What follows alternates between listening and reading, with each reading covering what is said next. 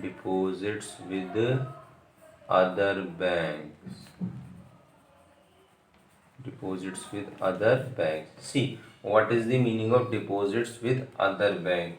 It means that, see, banks also banks also deposit banks also deposit their surplus money. Banks also deposit their surplus money in other banks. In other banks means they deposit in the fixed deposit. They deposit in the fixed deposit, or you can say in cash certificates of other banks, and that amount will come to the bank again, on demand, or after a fixed period of time, or you can say after a maturity of fixed period.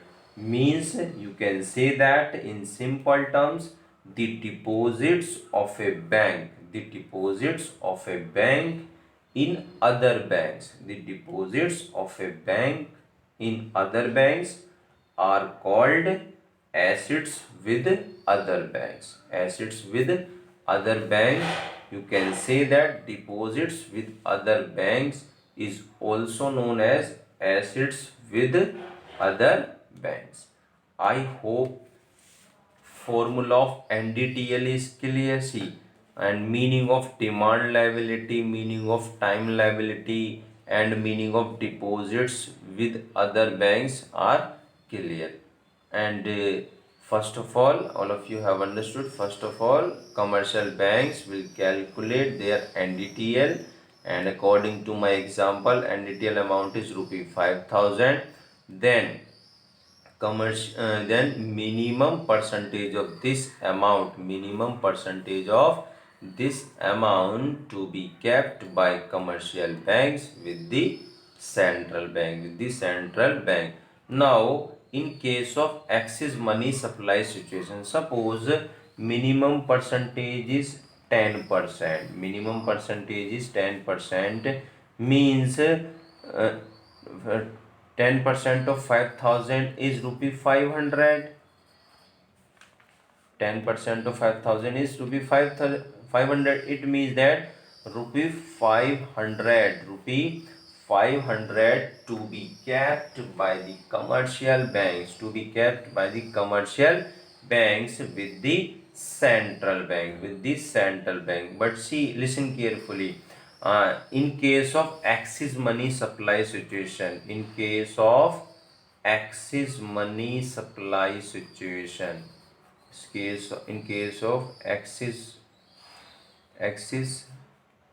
supply of money, you can say excess supply of money, means RBI will increase CRR. Means from 10% to 20%. It means that 20% of 5,000 is rupee 1,000. Now, in case of excess money supply, or we can say in case of excess supply of money, commercial banks, or you can say rupee 1,000 to be kept by the central bank or by the commercial banks with the RBI. Before the situation of excess supply of money, means rupee 500 to be kept by the commercial banks with the central bank. In case of excess supply of money, rupee 1,000 means an increase in CRR from 10% to 20%. Means RBI will increase CRR from 10% to 20%. Then rupee 1,000 to be kept by these commercial banks with the central bank. It means that, see here, an increase in CRR reduces the excess reserves of commercial banks, because more money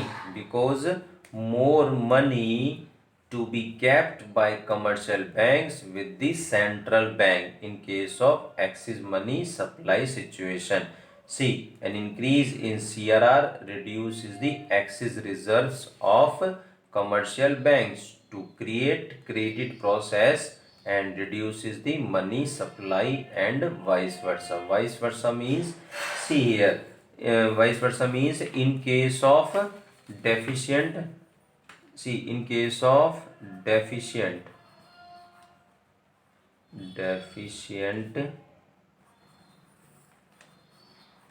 supply of money, deficient supply of money means RBI will decrease CRR from 10% to 5%. 10% to 5% means 5% of 5,000 rupee 100 rupee 100 means, now in case of deficient supply of money, rupee 100 to be kept by the central bank, by the commercial banks, with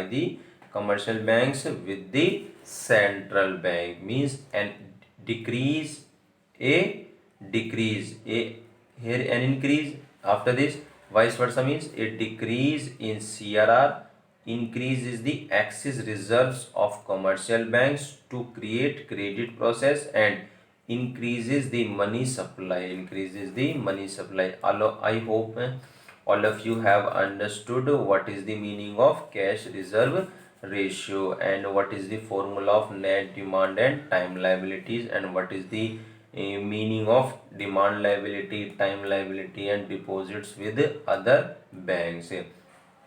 And I hope this point is also clear. See here, next, statutory liquidity ratio. Statutory liquidity ratio means it refers to, again same here, it refers to minimum percentage of net demand and time liabilities which commercial banks are required to maintain with themselves,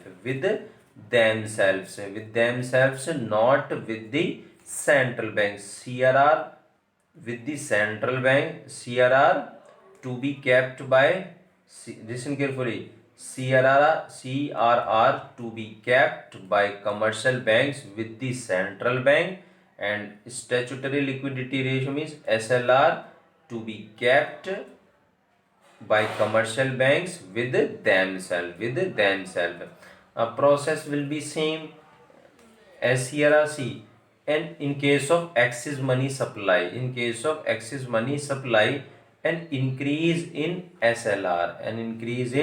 SLR reduces the excess reserves of commercial banks to create credit process and reduces the money supply and vice versa. Vice versa means, see, a decrease in SLR increases the excess reserves of commercial banks to create credit process and increases the money supply and money supply in an economy.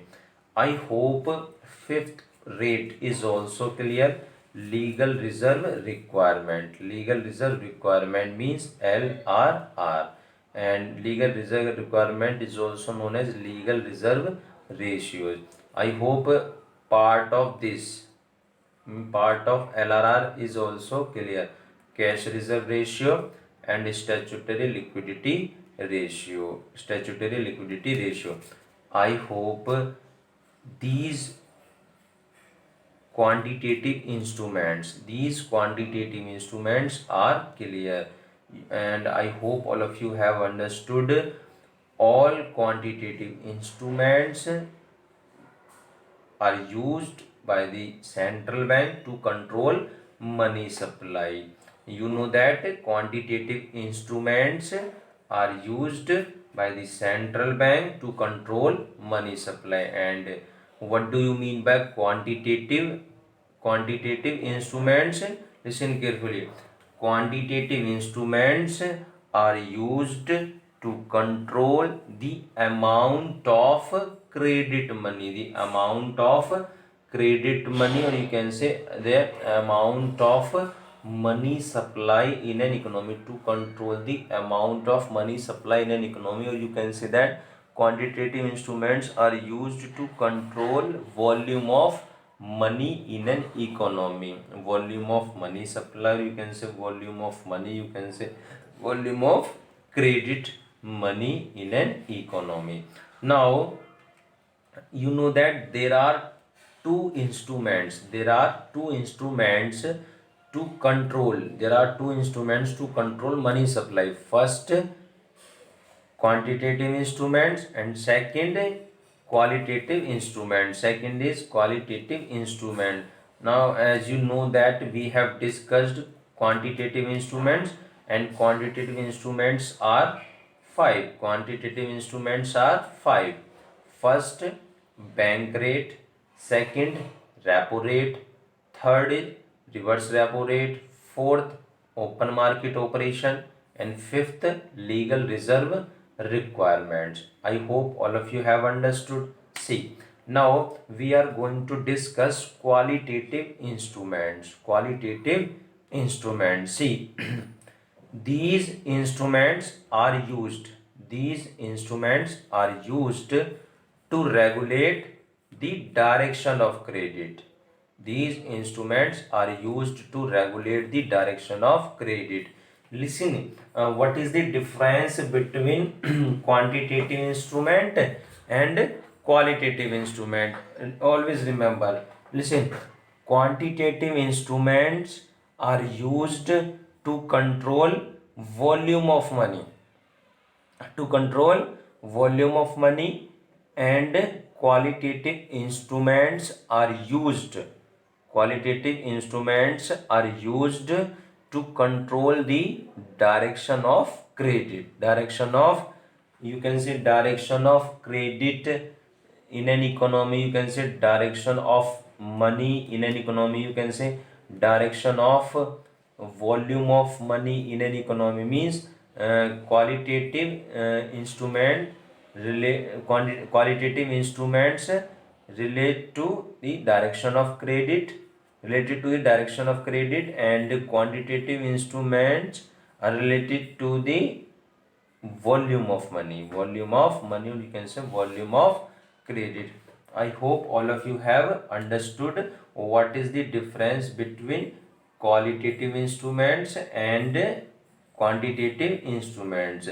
Suppose RBI wants to control,